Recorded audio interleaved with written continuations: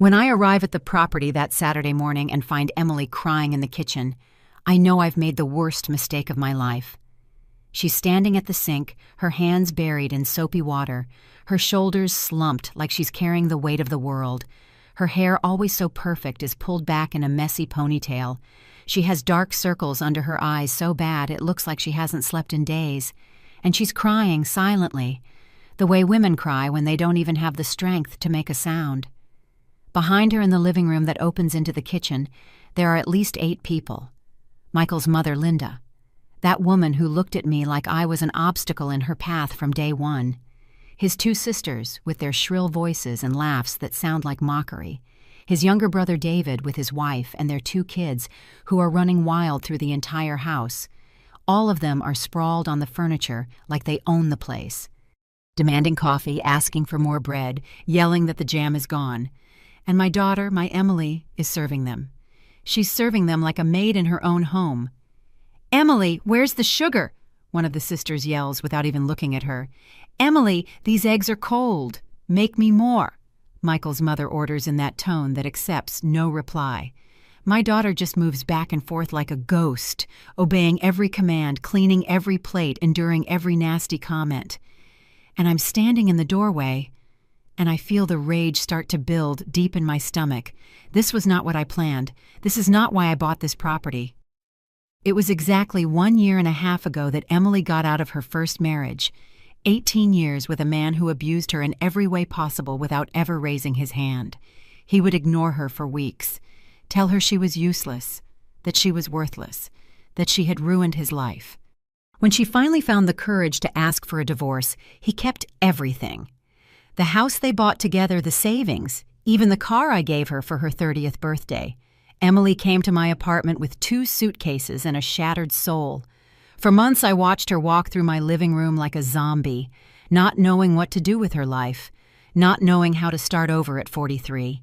She cried every night thinking she had lost her chance to be happy, to have a family, to have her own place in this world. And I, as a mother, as a woman who had fought my own battles, I decided to do something. I had $45,000 saved up, money I had scraped together over 30 years working as an accountant, money I had saved for my retirement, for my final years, so I wouldn't be a burden on anyone. But when I saw my daughter like that, I knew that money had a more important purpose. I found this property on the outskirts of the city. It wasn't huge, but it was beautiful. A couple of acres of land with fruit trees, a 3-bedroom house, a big kitchen with windows looking out at the garden. It cost $52,000, so I had to take out a $7,000 loan from the bank. But I didn't care. When I saw Emily's face the day I gave her the keys, I knew I had made the right decision. "It's mine, Mom," she asked, her eyes full of tears. "It's really mine, yours and no one else's." I told her, hugging her tight. "A place where you can start over, where no one can make you feel less than what you are." We cried together that day. We cried with happiness, with hope, with the feeling that things were finally going to get better. I imagined Emily living here peacefully, tending her garden, maybe starting the little baking business she always dreamed of. I imagined her at peace. I never imagined this. I never imagined that 6 months later she would meet Michael in a supermarket. That he would be so charming at first, so attentive, so different from her ex-husband. I never imagined they would get married so fast, just 4 months after meeting. And I especially never imagined he would bring this family with him. This family that had turned my daughter's refuge into their personal vacation resort. "Helen, what a surprise," Linda says when she finally sees me standing in the kitchen entrance. Her voice is sweet, but her eyes are cold as ice. "We didn't know you were coming today." "It's my property," I say, my voice calm, though I'm boiling inside. "I can come whenever I want." She smiles, but it's not a kind smile. It's the smile of someone who thinks they've already won, who has everything under control. Of course," she says, getting up from the couch and walking toward me with the confidence of someone who owns the place. "Although technically it belongs to your daughter and my son now, right? They're married. What belongs to one belongs to the other." I feel my skin crawl. This woman knows exactly what she's doing. She knows exactly which buttons to push. "Emily," I call out without taking my eyes off Linda. This viper dressed as a respectable lady. "Come here, please." My daughter looks up from the sink. Her eyes are red and swollen. She looks at me with a mix of relief and fear, as if my presence could save her, but also make things worse. "I'm busy, Mom," she says, her voice breaking. "I have to finish cleaning up breakfast." "Let someone else clean it," I say firmly. "Come here, now." Linda laughs. She laughs right in my face like I just told the funniest joke in the world. "Oh, Helen, don't be so dramatic. Emily is just helping with the chores. We're family, aren't we? Families help each other." I look around the living room. Michael's 2 sisters are spread out on the sofa watching TV, their feet on my coffee table. The brother David is in the garden smoking without a care in the world.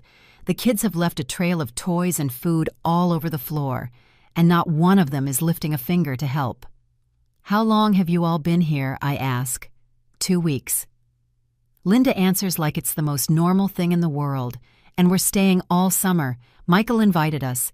He says there's plenty of room, and what's the point of having a country house if you don't share it with family? 2 weeks. My daughter has been living this hell for 2 weeks and hasn't said a word to me.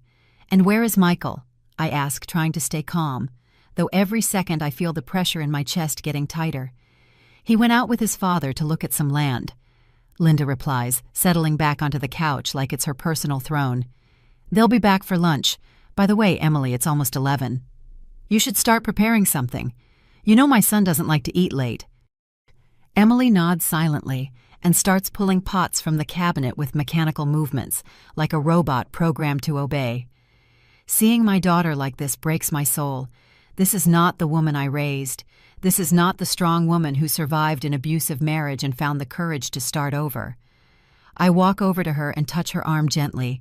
She flinches as if my touch burned her. And then I see something that chills my blood.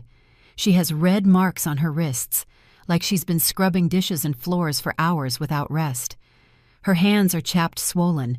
Her nails, which she always kept perfect, are broken and dirty. "Emily, I need to talk to you," I say in a low voice. "Alone." "Helen, why don't you sit with us for a bit?" one of Michael's sisters interrupts. The younger one. I think her name is Sarah. "We're watching a great soap opera. Emily can bring you some coffee." "I didn't come to watch television," I answer without even looking at her. "I came to talk to my daughter." "Oh, what an attitude," the other sister Jessica mutters, just loud enough for me to hear. Now I see where Emily gets it from. I turn to face her. She's a woman in her mid-30s with bleached blonde hair and nails so long I wonder how she can do anything with them. She's eating grapes from a bowl, spitting the seeds directly onto my wooden table. "What attitude?" I ask, my voice dangerously calm. She shrugs, still watching the TV. Nothing. I'm just saying sometimes Emily gets a little sensitive, as if doing a few chores is the end of the world. I take a deep breath. 1, 2, 3 times. I promised myself years ago that I would never lose control in front of people who weren't worth it, that I would never give them the satisfaction of seeing me explode. But these people are testing every ounce of patience I have. "Emily, let's go outside," I say, taking my daughter's arm firmly but gently. "But lunch..." She starts to protest. "Lunch can wait." I pull her out of the kitchen before anyone else can object. We walk toward the backyard, far from the eyes and ears of that family of parasites. Emily walks with her head down, dragging her feet, as if they each weigh 100 pounds. When we get to the old swing set that I installed myself the week after I bought the property, I make her sit down. I kneel in front of her, ignoring the pain in my 70-year-old knees, and take her ruined hands in mine. "Tell me," I say simply. "Tell me everything." And then, as if someone opened a floodgate, Emily starts to cry. Not the silent cry I saw in the kitchen, but a deep, gut-wrenching sob. The cry of someone who has been holding everything in for far too long. "I don't know how it happened, Mom," she sobs. "Everything was going so well. Michael was so good to me. so different. He made me feel special, important. He never mentioned his family was like this. He never told me his mother was so controlling, I offer. Manipulative, abusive. She nods as the tears keep falling. When we got married, they just visited every now and then. A Sunday here, a Saturday there. Linda always made comments, but Michael said that was just her way, that she didn't mean any harm. I tried to get along with her mom. I really tried. I know, honey, I know. But 3 weeks ago, Linda called Michael saying she needed a favor, that her landlord had raised the rent on her apartment and she needed a place to stay while she found something cheaper. Michael asked me if she could come for a few days. I didn't want to, but how could I say no? It's his mother. I feel the rage growing inside me, but I stay quiet, letting her talk. She showed up with 2 suitcases, Emily continues. She said it would only be a week, but on the 3rd day, Sarah showed up with her things, saying she had a fight with her boyfriend and needed a place to stay. Then Jessica came, saying her apartment was being remodeled. Then David arrived with his wife and kids, saying they wanted to spend a few days in the country. And Michael said nothing. I state not asking. Emily shakes her head. He says yes to everything. If his mother asks for something, he can't refuse. He says we owe them hospitality because it's his family, that this house is big enough for everyone, that I'm exaggerating when I complain. Exaggerating, I repeat, feeling my blood temperature rise. Exaggerating when they're treating you like a servant in your own house. Linda says it's my duty as a daughter-in-law to serve the family. That's how things are done in her family, that a good wife always puts others' needs first. Emily wipes her tears with the back of her hand. And I thought maybe she was right. Maybe I'm the one being selfish. Maybe this is how normal families work, and I just don't know because I grew up with just you. Those words hit me like a slap. My daughter is doubting herself, her worth, her right to be treated with respect in her own home, and all because a manipulative woman found a way inside her head. Emily, look at me, I say, taking her face in my hands. Look me in the eyes. She slowly lifts her gaze. Her brown eyes, so much like mine, are filled with pain and confusion. None of this is normal, I say in a firm voice. None of this is right. A family doesn't use you. A family doesn't exploit you. A family doesn't make you feel like a stranger in your own house. But Michael says, I don't care what Michael says. I cut her off. This house isn't Michael's. This house is yours. I put it in your name. Remember, only your name is on the deed. I made sure of that, specifically so no one could ever take it from you. When I bought the property, I was very clear with the lawyer. I told him I wanted everything in Emily's name only. Not even I was listed as a co-owner. I had learned from my own marriage 40 years ago that a woman needs something that is completely hers. Something no one can touch, something that gives her security and power. But we're married, Emily says in a small voice. What's mine is his. No, I say firmly. This house is a private asset you acquired before the marriage. Legally, it is only yours, and that means you decide who stays and who goes. I see something change in my daughter's eyes. A small spark of hope, maybe, or maybe rebellion. I can't kick them out, Mom, she whispers. Michael would never forgive me. And is he forgiving you for being miserable? Is he forgiving you for crying in your own kitchen? Is he defending you from his family? Silence, a silence that says more than 1,000 words. Where are you sleeping, Emily? I ask suddenly. A question that just crossed my mind. She looks down again. On the small sofa, in the den. On the sofa, and your bedroom. Linda said she needed a comfortable bed because of her back, and since the master bedroom has the newest mattress, I can't hear anymore. I get up from the ground with a determination I haven't felt in years. Get up, I tell Emily, holding out my hand. She looks at me confused, wiping the last tears from her cheeks. What are you going to do, Mom? I'm going to remind those people whose house this is. I walk back toward the kitchen, with Emily following close behind. I can feel her trembling behind me, probably terrified of what might happen. But I've made a decision. I've seen enough, I've heard enough, and I am not going to allow anyone, absolutely anyone, to treat my daughter this way. When we walk in, the scene is exactly as I left it. Linda on the couch like a queen, the sisters lazing around watching TV. The kids running and screaming without supervision. The mess is even worse now. There's juice spilled on the floor, crumbs everywhere, dirty dishes piling up on every available surface. "Emily, you're back," Linda says without even looking at her. "Perfect. I need you to make me a chamomile tea. And make sure it's piping hot this time. The one this morning was lukewarm." I plant myself right in front of the television, completely blocking their view. All eyes turn to me. "Excuse me," Jessica says in that spoiled teenager tone. "We're watching that." "Not anymore," I reply, my voice calm but firm. I find the remote, which is lying among the sofa cushions, and turn off the TV.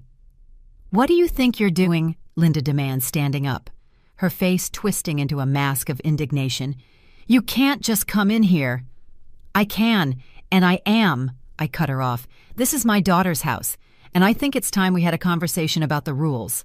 Linda laughs, but it's a humorless laugh. "Rules, Helen. I don't think you understand how things work. My son is married to your daughter. That makes us family, and family doesn't need rules to visit." "Visit," I repeat, letting the word hang in the air. That's an interesting word. A visit lasts a day, maybe 2. Maybe a weekend if you get along well. But you all have been here for 2 weeks. That is not a visit. That is an invasion. Sarah gets up from the sofa, crossing her arms. "Look, lady, I don't know what Emily told you, but we are not an invasion. Michael invited us. This is his house just as much as it's hers." "No," I say, looking her straight in the eye. "It's not. This house is solely in Emily's name. Michael has no legal claim to this property, so technically, not even he can invite anyone without her permission." I watch their expressions change. Confusion, surprise, and then something that looks like fear in Linda's eyes. "That can't be true," she says slowly. "Michael told us the house belonged to both of them." "Michael lied to you? Or he just assumed something that isn't true?" I turn to Emily, who is standing in the kitchen doorway, wide-eyed. "Emily, tell your mother-in-law whose house this is." She swallows hard, looking between her mother-in-law and me. I can see the internal battle on her face, the fear of confronting this woman who has dominated her for weeks. But then something shifts. I see her shoulders straighten just a little, her chin lift just an inch. "It's mine," she says, her voice shaky but audible. "My mother gave it to me before I even met Michael. It's only in my name." The silence that follows is thick, heavy. Linda is staring at both of us, as if she's recalculating the entire situation. I can see the gears turning in her head, searching for a new strategy, a new way to spin this to her advantage. "Well," she finally says with a forced smile. "That doesn't change anything, does it? Emily wants us here. She's so sweet, so generous. She's not like other daughters-in-law I've known who are selfish and petty. She understands the value of family. She's using the oldest weapon in the book, guilt, making it seem like any objection from Emily would mean she's a bad person, a bad wife, a bad daughter-in-law." "Emily," I say without taking my eyes off Linda, "do you want these people here?" There's a long pause. All eyes are on my daughter. I can see her struggling with the answer. How years of conditioning from her first marriage are telling her to be nice, to please everyone, that saying what she really thinks will make her a horrible person. Emily begins, her voice weak.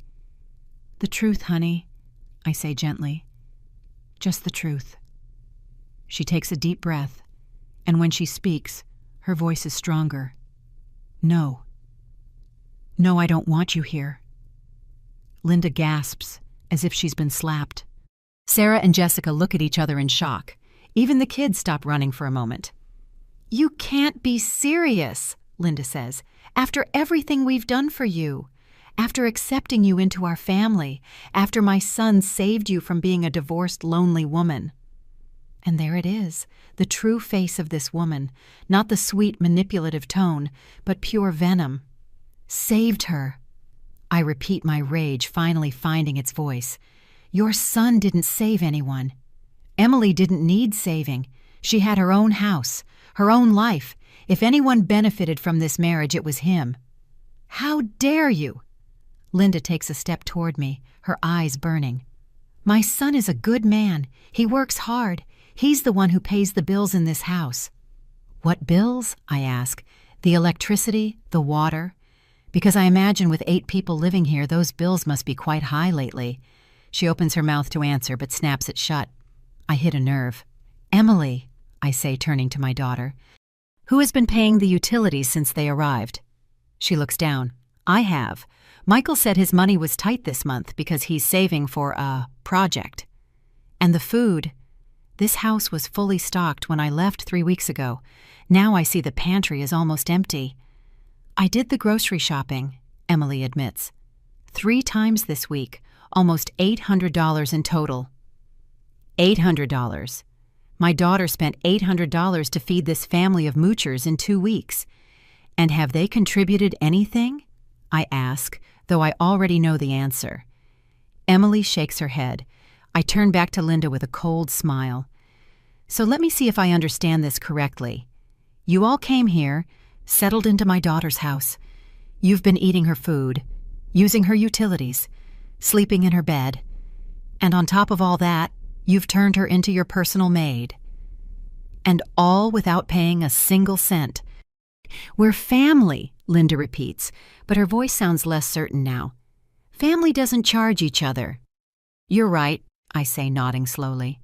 Family doesn't charge, but family also doesn't exploit. Family doesn't humiliate.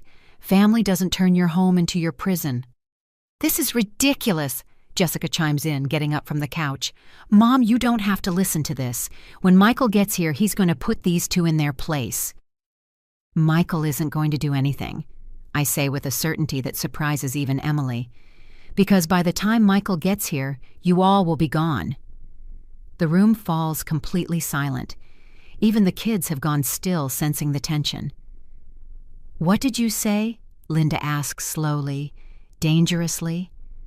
You heard me, I reply. It's time for you to pack your bags and leave. All of you. Linda looks at me like I've gone insane. Then she lets out a dry, humorless laugh full of contempt. You can't kick us out, she says, crossing her arms. This isn't your house, Helen. It's your daughter's and my son's. And as far as I know, my son has as much right to be here as anyone.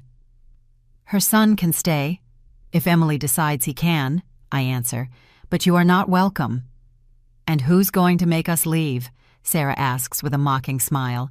You, a 70-year-old lady. Please. I walk toward her slowly, looking her directly in the eyes. She's taller than me, younger. She probably thinks that gives her some kind of advantage. But I've lived 70 years in this world. I raised a daughter alone after my husband died when Emily was just 5. I worked in offices full of men who thought they could intimidate me. I have survived loss, betrayal, and pain that this spoiled girl can't even imagine. Be careful about underestimating older women, I say in a low, firm voice. We've survived too much to be afraid of people like you. Sarah takes a step back, her smile faltering. Emily, Linda says, ignoring me completely and turning to my daughter. You're not going to allow this, are you? You're not going to let your mother come in here and cause problems in your marriage. Think about Michael. Think about how he'll feel when he finds out you kicked out his family. And there it is again, the manipulation, the emotional blackmail, the way to make Emily doubt herself, to make her feel guilty for wanting peace in her own home. I see Emily open her mouth, probably to give in, to apologize, to say it's all okay, but before she can speak, I intervene. Michael can feel however he wants, I say, but he'll have to understand that his wife deserves respect in her own house, and if he can't understand that, then maybe he needs to ask himself what kind of man he is. Are you trying to destroy their marriage? Linda accuses, her voice rising. That's what you're doing, isn't it? You never liked that your daughter found someone. You always wanted to keep her dependent on you. And that accusation is so absurd it almost makes me laugh. Me, who spent my life savings to give my daughter independence. Me, who worked double shifts for years to make sure she never needed anything. Me, who prayed every night that she would find someone to make her truly happy. I'm not going to dignify that with a response. I say simply, you have 1 hour to pack your things and get off this property. 1 hour, Jessica shouts. Are you crazy? We have suitcases, boxes. The kids have toys all over the house. Then I suggest you start packing instead of arguing. David, who had been quiet this whole time smoking in the garden, finally comes inside. He's a large man about 40, with a beer belly and a perpetually bored expression. What's going on in here? He asks, looking between his mother and me. This woman is kicking us out. His wife, a thin woman with a whiny voice who hadn't spoken until now, says, Can you believe it? She's kicking us out. David looks me up and down, sizing me up. I can see the contempt in his eyes, the way he assumes he can intimidate me just by being a man, just by being bigger. Ma'am, he says in a voice trying to sound threatening, I think you're a little confused. This is my brother's house, and we are my brother's guests, so you have no authority to tell us anything. I take my cell phone out of my pocket, a simple gesture, but one that makes everyone tense up. What are you going to do? Linda asks suspiciously. Call the police. Don't be ridiculous. They won't do anything. We haven't committed a crime. I'm not calling the police, I say, dialing a number I know by heart. I'm calling my lawyer. I watch their expressions change. The lawyer. That word has power. It has weight. It means legal consequences, documents, official things that can't be ignored or manipulated with sweet words. The phone rings twice before he answers. Helen. What a surprise. How are you? Hello, Richard. I say loudly, making sure everyone can hear. I need you to clarify something for me about the deed for the property we bought for Emily last year. Of course, go ahead. The house is solely in her name, correct? Her husband has no ownership rights. That's correct. It's a private asset acquired before the marriage. It is completely in her name. Why is there a problem? There are people on the property who are refusing to leave after being asked. Can my daughter legally demand that they leave? Absolutely. It's her private property. If she asks someone to leave and that person refuses, that constitutes trespassing. She can call the police and they will have to escort them off the property. I look at Linda as she hears every word coming from the phone. Her face has gone pale. And what if they are her husband's relatives? I ask. It doesn't matter. The law is clear. Private property means the owner decides who can be there and who cannot. Being related to the husband gives them no legal rights. Perfect. Thank you so much, Richard. If I need anything else, I'll call you. I hang up the phone and put it back in my pocket. The silence in the room is absolute. Did you hear that? I ask, looking at each of them. If you are not off this property in 1 hour, Emily is calling the police. And believe me, you don't want that to happen. The police are not friendly when they have to remove trespassers from private property. This is unbelievable, Linda mutters. Absolutely unbelievable. Just wait until Michael finds out about this. Wait until he knows his own wife threw his family out onto the street. Michael is free to have his opinion, I say. But this is the reality. His family has abused Emily's hospitality. You've turned her home into your personal hotel. You've spent her money, taken over her space, and treated her like a servant. And now, it's over. We did no such thing, Jessica shouts. Emily is exaggerating as usual. She's so dramatic. Dramatic? I repeat, my voice dropping dangerously low. My daughter's hands are ruined from cleaning and cooking for you. She hasn't slept in her own bed in 2 weeks because your mother took it. She has spent $800 on food that you devoured without contributing a cent. And you call her dramatic. Jessica opens her mouth to respond, but nothing comes out, because she knows it's true. They all know it. Mom, Emily says in a shaky voice from the kitchen doorway, what's going to happen when Michael gets here? It's the question that has been hanging in the air this whole time. Michael, the husband, Linda's son, the man caught in the middle of all this. That depends on him, I answer honestly. He can get angry. He can try to defend his family. Or he can see this for what it really is, a necessary intervention to protect his marriage and his wife's sanity. He's going to take our side, Linda says with certainty. My son knows his place. He knows that family comes first. His family is Emily now, I say, looking right at her. When he married her, she became his priority, not you, her. That's what you think, Linda spits. But a son is always a son. Blood is thicker than any marriage certificate. And there it is. The real truth. This woman's deep-seated belief that her son will always belong to her, that no wife could ever be more important than his mother. It's a battle Emily could never win, not as long as Michael remained tied to Linda's manipulations. You have 50 minutes, I say, checking my watch. I suggest you stop talking and start packing. For a moment, no one moves. They all just stand there staring at me as if expecting me to back down, to say it was just a joke, that of course they can stay. But I don't move. I stand there firmly planted, arms crossed, with an expression that makes it clear I am not changing my mind. Finally, it's David who speaks. This is stupid. I'm calling Michael. He pulls out his phone and dials. We all wait in silence as the phone rings. Once, twice, 3 times. Voicemail. He's not answering, he mutters, putting the phone away in frustration. Then I suggest you start packing and explain the situation to him. When he finally answers, I say without sympathy. Linda glares at me. If looks could kill, I'd be dead on the floor. But I've faced worse looks. I've faced bosses who screamed at me, doctors who gave me bad news, bank officers who told me I didn't qualify for loans. An angry look from a manipulative woman isn't going to make me flinch. Fine, she finally says, her voice icy. We'll go, but this isn't over. Michael will know exactly what happened here today. And Emily?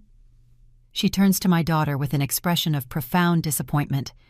I hope you're ready for the consequences of choosing your mother over your marriage. It's her last arrow, her last attempt to plant seeds of doubt and guilt in Emily's heart. And for a second I see it work. I see my daughter's eyes fill with fear, her shoulders slump. Emily isn't choosing anyone. I intervene before Linda can do more damage. She is defending her right to live in peace in her own home. If Michael has a problem with that, then the problem is his, not hers.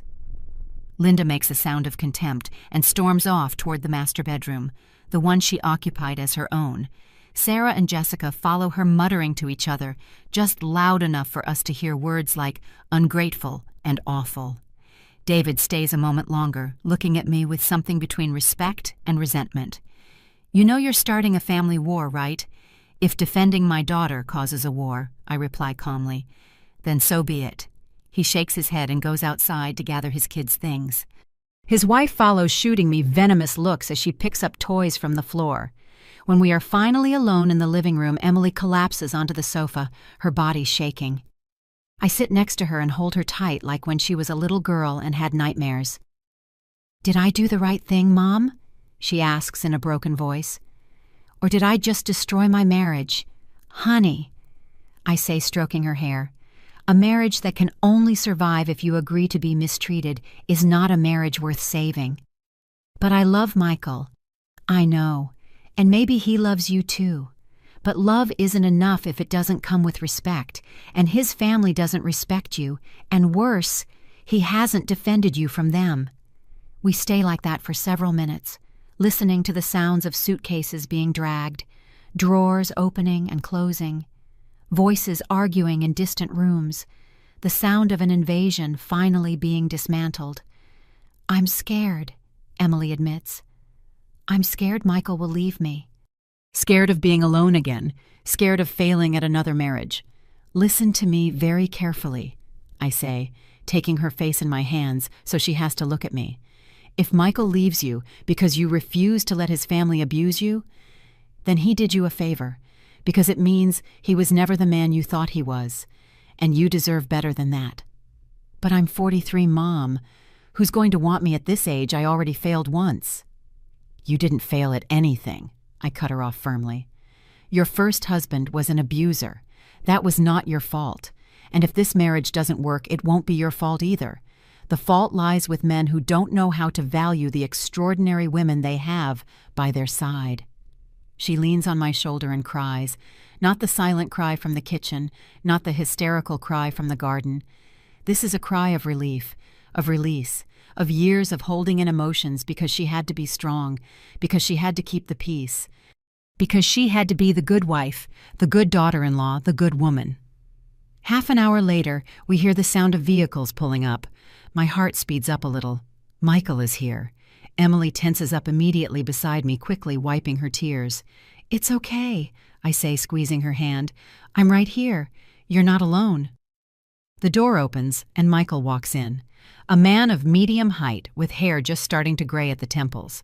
Behind him is his father, a quiet older man who rarely says anything at family gatherings. "What's going on here?" Michael asks, looking at the suitcases piled in the living room. "Why is everyone packing? Are you going on vacation or something?" Linda storms out of the bedroom like a hurricane, her face red with rage. "Michael, thank God you're here. Your mother-in-law has gone crazy. She's kicking us out of the house." Michael looks at me confused, then at Emily. What is she talking about? Michael." Emily starts her voice trembling, but I stand up and speak for her. "I asked your family to leave this property because they have been abusing Emily's hospitality for 2 weeks. Abusing, Michael repeats, as if the word makes no sense. "They're my family. I told them they could stay as long as they needed." "This isn't your house to be making those invitations," I say calmly but firmly. "What do you mean it's not my house?" His voice gets louder. "I'm Emily's husband. I live here. Of course it's my house." "Living in a house doesn't make it legally yours," I explain. "This property is solely in Emily's name. It's a private asset she acquired before she married you. You have no ownership rights to this property." I watch his face change. Watch him process this information that he clearly didn't know or chose to ignore. That doesn't matter. We're married. What's hers is mine." "Not in this case," I say, shaking my head. "And even if it was shared property, which it's not, you still don't have the right to invite people who mistreat your wife in her own home." "Mistreat?" Michael turns to his mother. "What is she saying? Did you mistreat her?" Linda puts on her best innocent victim face. "Of course not, son.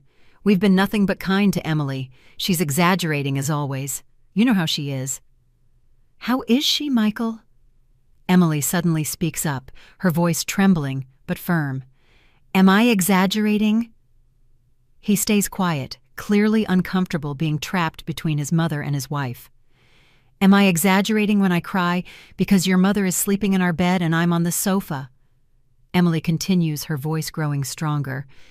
"Am I exaggerating when I spend all my money feeding your family while you save for a project? Am I exaggerating when I get up at 5 in the morning to make breakfast for 8 people and go to bed at 11 at night after cleaning up everyone's messes?" "Emily, you're being dramatic," Michael says, but his voice sounds less convinced. "No," Emily says, taking a step toward him. "I'm not being dramatic. I am exhausted. I am hurt. And I am tired of you ignoring me when I tell you that your family is hurting me." Michael opens his mouth to respond, but he can't find the words. I watch him look at his mother, then at Emily, then at me. He's looking for an escape, a way to fix this without taking a side, but that option is gone. "Michael," Linda says in her soft, manipulative voice, "your wife is letting her mother come here and destroy our family. Are you going to allow that? Are you going to let a stranger tear us apart?" "I am not a stranger." I say, my voice icy. "I'm the woman who bought this house for her daughter, the woman who is protecting her daughter from abuse, and if you see that as a bad thing, then you're the problem." "Nobody is abusing anyone," Linda insists. "We're family. Families live together. They help each other. They share spaces." "And what have you shared?" Emily asks, her voice even stronger now. "What have you contributed to this house besides more work for me?" Silence. No one answers because there is no answer. "I'm asking you," Emily continues, looking at every member of Michael's family, How much money have you put in for food, for the electricity, for the water you use in your 40-minute showers, for the gas you use when you leave the stove on all morning?" "I didn't know you were keeping tabs," Sarah mutters sarcastically. "I'm not keeping tabs," Emily replies. "But when you spend $800 in 2 weeks on food for people who don't even say thank you, you start to notice." Michael turns pale. $800. "Yes, Michael, $800 from my money, because you said you were tight this month. But it turns out you're not too tight to go out with your father to look at land. Which probably just meant going out for breakfast and beers while I cooked for your family." I see something break in Michael's expression, a small crack in his everything is fine facade. "Emily, I didn't know you felt this way," he says, his voice softer.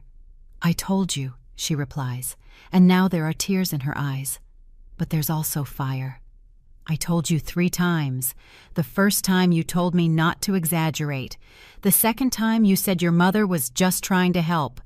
The third time, you got angry with me and told me I was the one with the problem, not your family."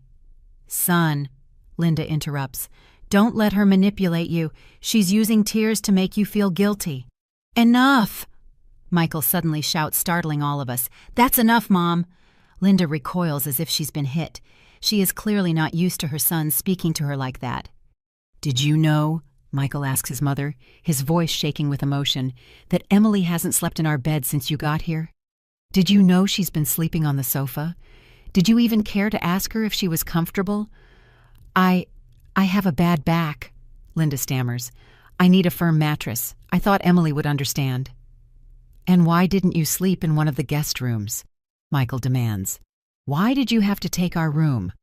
Linda has no answer for that, because the truth is obvious. She took the master bedroom because she could, because no one stopped her, because she wanted to establish dominance.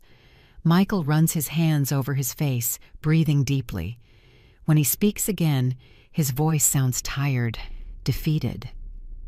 "Mom, I think you should go." "What?" Linda looks at him like he just betrayed her in the worst way possible. "Michael, you can't be serious. I'm your mother. I know, and I love you. But Emily is right. You all have taken advantage of her kindness. And I let it happen because I didn't want to see what was going on." "Michael, please." Linda's voice is now pure desperation. "Don't do this. Don't make me feel like I'm a bad person. I just wanted to spend time with my family." "You could have spent time with us without moving in," Michael says firmly. "You could have visited on weekends. We could have gone out to eat. But this—" He gestures to the suitcases, the mess, the tension in the air. "This is not a visit. This is an invasion." The same words I said earlier, now coming from her own son's mouth, and they hurt more coming from him. Sarah steps forward, her face red with anger. "I can't believe you're kicking us out. For her. Your own family, Michael. The people who were there when you were born, when you grew up, when you needed us." "And I'm grateful for that," Michael says, looking at her. "But Emily is my wife. She is my family now, too, and you all have treated her like an employee in her own house." "How did you expect me to react when I finally opened my eyes?" "You didn't open your eyes," Jessica spits. "You were brainwashed. That old woman—" She points at me with contempt. "She came here to stir up trouble because she can't stand her daughter having her own life." I take a step toward her. "You watch what you say, girl. I came here because I found my daughter crying in her kitchen, in her own home, exhausted, humiliated, and treated worse than a dog. And if you think that's stirring up trouble, then you have no idea what family means." "Helen is right," a voice we don't expect to hear says. Michael's father, who had been silent this whole time, finally speaks. "Linda, what we did was wrong. I knew it from the beginning, but I didn't say anything because I never say anything. But I can't stay quiet this time." Linda turns to her husband, shocked. "You too. My own husband is going to turn against me." "I'm not against you," he says in a tired voice. "I'm against what we did. We took advantage of Emily's kindness. I watched her work like a slave these past few weeks, and I did nothing to stop it. and I'm ashamed of that." There is a moment of absolute silence. Linda stares at her husband like she doesn't recognize him. Her children look at her, waiting for her to say something, to defend them, to somehow turn this back on everyone else. But for the first time, Linda is speechless. Her arsenal of manipulation, her guilt trips, her victim tactics, they have all failed. She is being confronted not just by strangers, but by her own son and her own husband. "Finish packing," Michael says, finally, his voice firm, despite the visible pain in his eyes. "You can stay at my old apartment. I still have the keys. It's in the city, 2 bedrooms. It's not big, but it's enough until you find another place." "I'm not going anywhere," Linda says, straightening her back, trying to regain some dignity. "If we go, you come with us, Michael. That's the only option." I look at Michael, waiting. This is the moment of truth, the moment he has to truly choose between his mother's manipulation and his wife's respect. Michael looks at his mother, then at Emily, who is standing beside me, tears streaming down her cheeks, but her head held high. I can see the battle on his face, years of conditioning versus what he knows is right. "No, Mom," he says finally. "I'm staying here, with my wife, in her house, where I should have been all along, defending her instead of letting her be treated like this." Linda gasps. Her eyes fill with tears, but they aren't tears of sadness. They are tears of rage, of powerlessness, of knowing she has lost the control she's had over her son for 45 years. "You will regret this," she says, her voice trembling. "When she disappoints you, when this marriage fails just like her first one, you are going to regret choosing a stranger over your own blood." "Emily is not a stranger," Michael says with a firmness I've never heard from him. "She is my wife. And if this marriage fails, it will be because I didn't protect her when I should have, not because she wasn't worth it." Linda looks at all of us with a mix of pain and fury that seems to be consuming her. For a moment, I think she's going to keep arguing, to hurl more accusations. But something in Michael's expression, in the firmness of his stance, makes her understand that this battle is lost. "Fine," she says at last, her voice icy. "We'll go. But don't expect me to ever speak to you again. Not to you, Michael, and not to you, Emily. You've made your choice. Now you have to live with the consequences." She turns and marches to the master bedroom to finish packing. Sarah and Jessica follow her, shooting us looks of pure hatred. David and his wife quickly gather their kids' things, muttering to each other about ingratitude and disrespect. Michael's father stays for a moment. He walks over to Emily and puts a hand on her shoulder. "I'm sorry," he says simply. "I should have said something sooner. I should have defended you." Emily nods, unable to speak through her tears. He nods too, and goes out to help load the bags into the car. Michael collapses onto the sofa, his head in his hands. I can see him shaking, processing everything that just happened. He has defied his mother for the first time in his life, and even though he did the right thing, it's clear it's costing him everything. I go to Emily and hug her.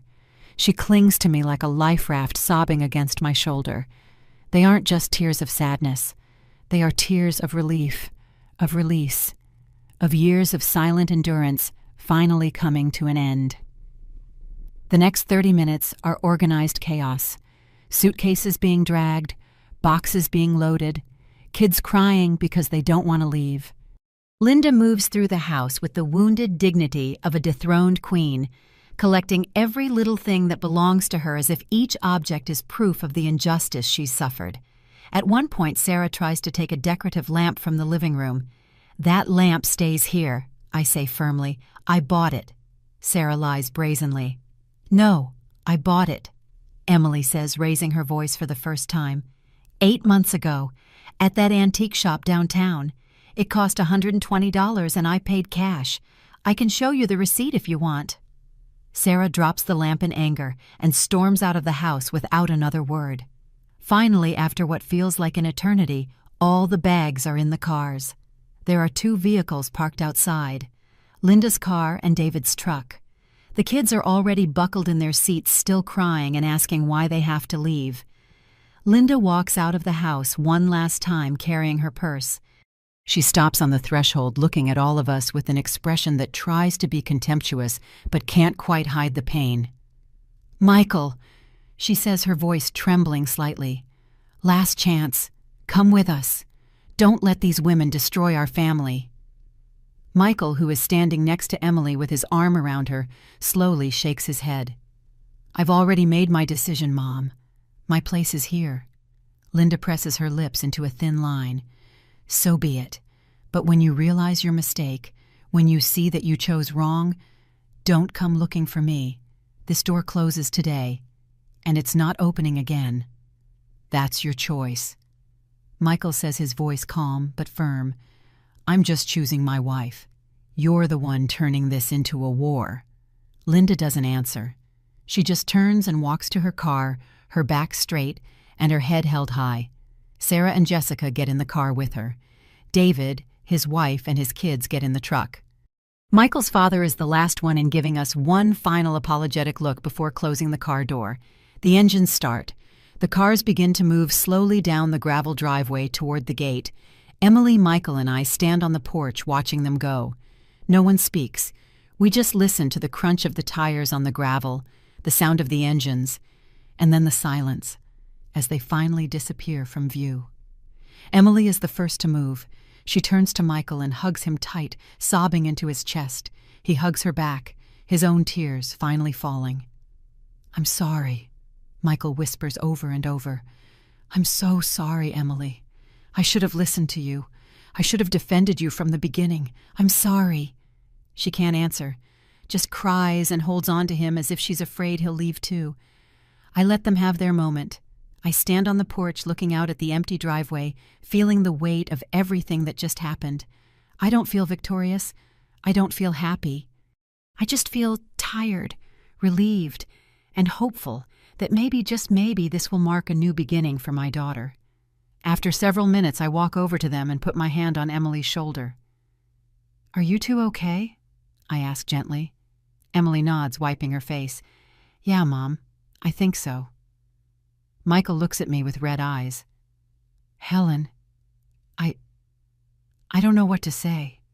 You were right about everything, and I was a coward." "You weren't a coward," I say honestly. "You were trapped between two loyalties. That's not easy for anyone. The important thing is that you finally made the right decision." "You think I did the right thing?" he asks, his voice uncertain. "That's my mother, my family." "Your family is Emily now," I say firmly. "And yes, you did the right thing. A mother who truly loves you would never put you in the position of having to choose between her and your happiness. She forced this choice, not you." He nods, slowly processing my words. "It's going to take time," he says, "to reconcile all of this. What happened?" "I know," I say. "And that's okay. Take the time you need. But in the meantime, take care of your wife. She needs you now more than ever." "I will," he promises, looking at Emily with a tenderness that gives me hope. "I promise you, Emily, I will never let anyone treat you like that again. I will never again ignore you when you tell me something is wrong." Emily looks him in the eyes. "Really, really," he says, taking her face in his hands. "You are the most important thing in my life, and I should have shown you that from the start." They kiss, a soft kiss full of apologies and promises, and I, feeling like my work here is done, start walking toward my truck. "You're leaving already, Mom?" Emily asks, pulling away from Michael. "You two need time alone," I say, "to talk, to heal, to start over." "But you'll come tomorrow?" she asks, her voice small, still needing my presence, my support. "I'll come whenever you need me," I say, smiling. "But for now, this is your house, your space, your life, and you need to live it without your mom watching over your shoulder." She nods the understanding, but I see the glint of tears in her eyes. "Thank you, Mom, for everything, for defending me, for not letting me get lost." "I will never let you get lost," I say, hugging her one last time. That's what mothers do. We show up in the darkest moments to remind our daughters who they really are. I get in my truck and start the engine. Before pulling away, I roll down the window and look at them one last time. "Michael," I say, getting his attention, "you take good care of her, because if I ever find her crying in that kitchen again, next time I won't just be kicking out your family, I'll be kicking you out too." I'm not joking, and he knows it. He nods solemnly. "It won't happen again. You have my word." Good. I put the truck in drive and start down the gravel path. In the rearview mirror, I can see them standing together on the porch, holding each other, watching me leave.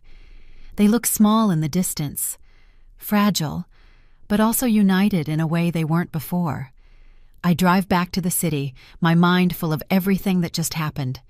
My hands are shaking slightly on the steering wheel, not from fear, but from the adrenaline still pumping through my veins. I had faced down Linda and her entire family. I had defended my daughter in a way I never thought I'd have to again. And even though I feel exhausted, I also feel alive in a way I haven't in years. When I get to my apartment in the city, it's almost dark. The streetlights are starting to flicker on, and I can hear the familiar sounds of traffic, neighbors' voices, the city life that has been my home for so long.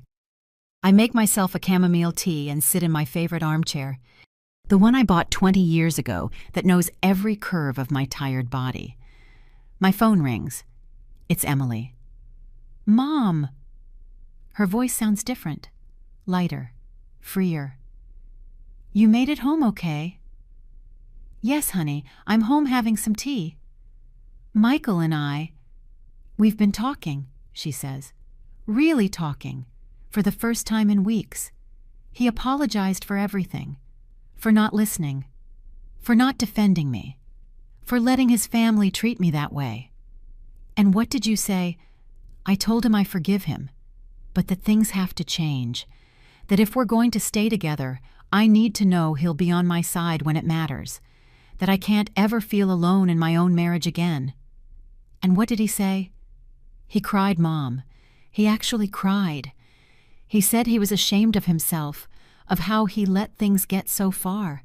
He said he was so programmed to obey his mother that he didn't realize he was betraying his wife in the process. I feel my chest loosen a little. Maybe Michael really did learn something from this. Maybe this marriage has a chance after all. I'm glad, honey, I really am. We're going to clean the house together, Emily continues. The whole house. Change the sheets, wash everything they touched, rearrange the furniture. Michael says he wants the house to feel like ours again, not a reminder of what happened. That's a good idea, I say. Sometimes you need to physically clean a space to emotionally heal. Mom. Her voice gets softer, more vulnerable. Do you think I'm a bad person for kicking Michael's family out? No, I answer without hesitation. You are a woman who finally stood up for her right to live with dignity in her own home. That doesn't make you a bad person. It makes you strong. His mom said horrible things before she left. She said I destroyed her family, that I was a manipulator, that Michael would regret choosing me. Those are the words of a woman who lost control, I say firmly. They have nothing to do with you and everything to do with her. Linda is used to manipulating her son, to having power over him. When you and I confronted her, that power disappeared, and that terrifies her. Do you think he'll ever... what if his relationship with his mom is ruined because of this? Emily, I interrupt her. Listen to me. You didn't ruin anything. Linda ruined her own relationship with her son by putting him in an impossible position. A good mother wants to see her son happy, even if it means taking a step back. She didn't do that. She chose control over love. These are the consequences of her own actions, not yours. I hear her breathing on the other end of the line, processing my words. Thanks, Mom, for coming today, for not leaving me alone. I will never leave you alone, I promise. But now I need you to be strong. I need you to hold your boundaries. Because Linda is going to try to come back. She's going to call Michael. She's going to play the victim. She's going to try to guilt trip him. And when that happens, you two need to be united. We will be, Emily says with a determination that fills me with pride. Michael promised me he won't let his mother manipulate him again. He said he's going to set clear boundaries. They can see each other, but in neutral places and for short periods. Never living with us again, never any surprise invasions. That sounds fair, I say. Michael has a right to a relationship with his mother if he wants one, but that relationship cannot come at the cost of your peace of mind. We talk for almost another hour. She tells me how they found things hidden all over the house, belongings of Michael's family, left intentionally to have an excuse to come back. A scarf of Linda's in the closet, kids' toys under the sofa, Sarah's toothbrush still in the bathroom. I'm packing it all up and shipping it to them, Emily says. I don't want anything of theirs here. When we finally hang up, I sit in my armchair for a long time, staring out the window at the city lights. I think about my own mother, who passed away 30 years ago. I wonder if she would have been proud of what I did today, of how I defended my daughter. I think she would. I think she would understand that sometimes love means being fierce. It means facing dragons. It means saying no when everyone expects you to say yes. The next few days are quiet. Emily calls me every night to tell me how things are going. She and Michael are working on their marriage, really talking for the first time about expectations, boundaries, family. They're going to couples therapy, something Emily suggested and Michael agreed to without resistance. The therapist says Michael has what's called enmeshment with his mother, Emily explains on one of our calls, that he never developed healthy boundaries between them, which is why he finds it so hard to tell her no. And what does Michael say about that? He says it makes sense, that he always felt like he had to please his mother to be a good son, that the thought of disappointing her terrified him more than anything. At least he's recognizing it, I say. That's the first step. A week after the incident, Linda starts calling. First she calls Michael directly, but he doesn't answer. Then she starts sending text messages, each one more manipulative than the last. Emily reads me some of them. Your father is sick with worry because of you. I can't sleep thinking about how my own son betrayed me. I hope you're happy knowing you destroyed your mother. How is Michael responding? I ask. He's not, Emily says with satisfaction. The therapist told him not to engage with the manipulation, to only respond if she can talk without trying to make him feel guilty. So far, she hasn't been able to. Good, I say. Holding boundaries is the hardest part, especially at the beginning, but it gets easier. 2 weeks later, I get my own call from Linda. It's late at night, almost 10 p.m. Helen? Her voice sounds different, softer, more vulnerable. I need to talk to you. About what? I ask cautiously. About what happened, about my son, about everything. There's something in her tone that makes me hesitate. She doesn't sound like the manipulative, furious woman who left that house 2 weeks ago. She sounds tired, maybe even sorry. All right, I say finally. Talk. I didn't realize... She begins, her voice trembling slightly. I didn't realize what I was doing, how I was treating Emily. In my mind, I was just being part of the family, helping, being present. But my husband, he made me see it wasn't like that I was abusive. I finish for her when she can't say the word. Silence. Then, a sound, like a choked sob. Yes, she admits finally. Abusive. That word, it's been haunting me. I never thought I was the kind of person who would make someone feel that way. But you did. I say, not softening my words. You turned Emily's home into her prison. You treated her like a servant. And when she tried to stand up for herself, you made her feel like she was the one in the wrong. I know, Linda says, her voice breaking. I know that now, and I don't know how to fix it. Michael won't answer my calls. Emily probably hates me, and I just want my son back. Then start by respecting his boundaries, I say firmly. Stop calling him 20 times a day. Stop sending him messages trying to make him feel guilty. Stop making this about you and your pain. and start acknowledging the pain you caused.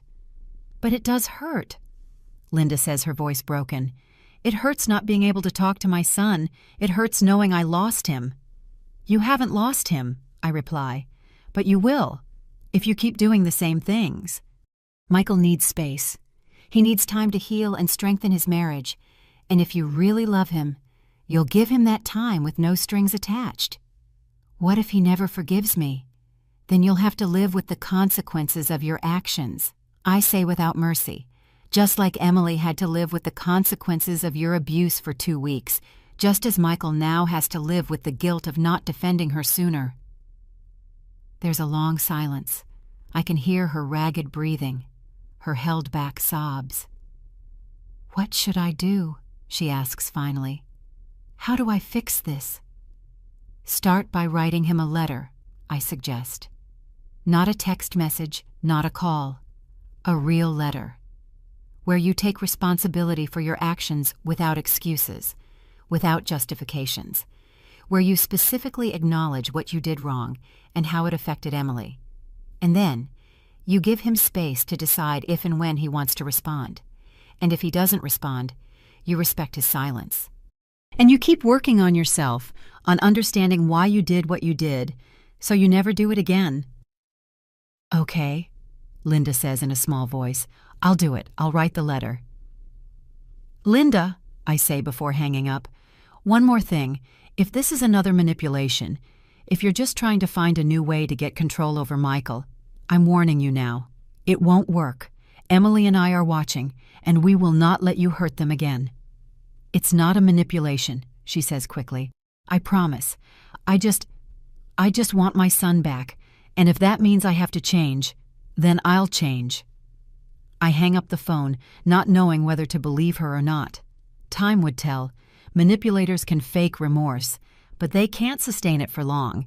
Eventually, their true colors always show. A month after the whole incident, Emily invites me to the property for lunch. When I arrive, I almost don't recognize the place. They've planted new flowers in the garden. The walls are freshly painted a soft yellow. There are new curtains in the windows, a new table in the dining room, and the whole house smells like clean laundry and a fresh start. "Do you like it?" Emily asks with a bright smile I haven't seen on her face in months. "Michael and I have been redoing every corner. We wanted it to feel like a new place, with no memories of what happened." "It's beautiful," I say honestly. "It feels like a real home." Michael comes out of the kitchen with a tray of lemonade. He looks different too, more relaxed, more present. He greets me with a sincere hug. "Helen, thank you for coming. Emily was so excited to show you everything." We sit in the garden under the shade of the big oak tree. Emily tells me about her plans to start her home baking business, something she always dreamed of but never had the courage to try. Michael had built her a small second oven in the kitchen just for her baking. "And your mother?" I ask eventually. The question that had been hanging in the air. Michael sighs. "She sent the letter, like you suggested. It was hard to read. She owned up to everything, no excuses. She apologized specifically to Emily for every single thing she did, and she said she understands if we don't want contact with her." "And what did you decide?" "We wrote her back," Emily says. "We told her we appreciated the apology, but that we need time, that when we're ready we can meet, in a neutral place for short periods, but that she is never ever welcome in our home again unless she proves with actions, not just words, that she has changed." And she accepted that. "Yes," Michael says. "She said she would wait as long as it takes, that she would do whatever it takes to rebuild trust. We'll see," he says, skepticism in his voice. "I know," Michael nods. "That's why we're in no hurry. Emily is my priority now, and if my mother can't respect that, then she'll have to live with the consequences." We spend the afternoon eating, laughing, sharing stories. It's the first time in a long time I've seen Emily truly happy, truly at peace, and watching Michael look at her with that protective love, with that genuine care, it gives me hope that maybe this marriage really can survive after all. When I'm about to leave, Emily stops me on the porch. "Mom," she says, taking my hands in hers, I never properly thanked you for what you did, for coming that day, for defending me when I couldn't defend myself. You don't have to thank me, I say. That's what mothers do. No, she insists. Not all mothers do that. A lot of women your age would stay quiet. They'd say it's not their problem, that married daughters have to solve their own problems. But you came. You faced down an entire family for me. You risked Michael leaving me. You risked making things worse, but you did it anyway, because you knew it was the right thing to do. I feel tears stinging my eyes. You're my daughter, I say simply. And no one, absolutely no one, has the right to treat you the way they did. If I hadn't stepped in, if I had let you stay in that situation, I would have never forgiven myself. We hug each other tight, mother and daughter, survivors of different storms, but bound by an unbreakable love. I love you, Mom, Emily whispers. I love you too, honey, always. I drive back to the city as the sun begins to set, painting the sky in oranges and pinks. I think about everything that's happened in the last month, how a situation that seemed hopeless had found a resolution, how my daughter had found her voice again, her strength, her home. I don't know what will happen with Linda, if she'll really change or if she'll eventually go back to her old ways. But that doesn't matter as much anymore, because now Emily knows how to defend herself, Michael knows how to protect her, and I know that I did the right thing. There are times in life when love means being kind and patient, and there are times when love means being fierce and unyielding. That day at the property, I was both. I was the mother my daughter needed in her darkest moment, and as I drive through the lit-up city streets, with the soft sound of the radio filling the silence, I let myself feel something I haven't felt in a long time. Pride. Pride in myself, in my daughter, in the strong woman I raised. Because at the end of the day, that's what we mothers do. We teach our daughters to be strong. We show them they have value, that they deserve respect, that no relationship is worth having if it comes at the cost of their dignity. And when they forget those lessons, when life hits them so hard they lose sight of who they are, we are there to remind them. We are there to say, get up, you are stronger than you think, and I will stand by you while you fight. Because that's what it means to be a mother. It's not just giving life, it's teaching how to live with dignity. It's showing by example that some battles are worth fighting. It's being the shield when they don't have the strength to defend themselves, and being the mirror that reminds them who they truly are when the world tries to make them forget. I get to my apartment that night feeling the weight of my 70 years, but I also feel something younger, more vital. I spent almost my entire life savings on that property. I risked my daughter's marriage. I faced down an entire family without flinching. And I would do it all again in a heartbeat. Because that house, that property I bought with a lifetime of work, it wasn't just a building. It was a symbol of independence, of security, of a woman's ability to have something that no one can ever take away. And when that security was threatened, when that refuge became a prison, I did what any mother would do for her daughter. I gave her back her home. I gave her back her voice. I gave her back her life. And in the process, I taught her the most important lesson of all. That no matter how old you are, no matter how many times you've fallen, you always, always have the right and the power to stand up and say, no more. That night before I go to sleep, I get one last text from Emily. It's a picture of her and Michael in the garden, holding each other smiling. And underneath the picture, just 3 words. Thank you, Mom. I smile, put my phone down, and close my eyes, knowing that my daughter is finally okay, that her house is truly hers, that her life belongs to her, and that if she ever needs me again, I'll be there in 5 minutes, ready to fight. Because that's what mothers do. We don't give up, we don't back down, and we never ever let anyone hurt our daughters without consequences. Never.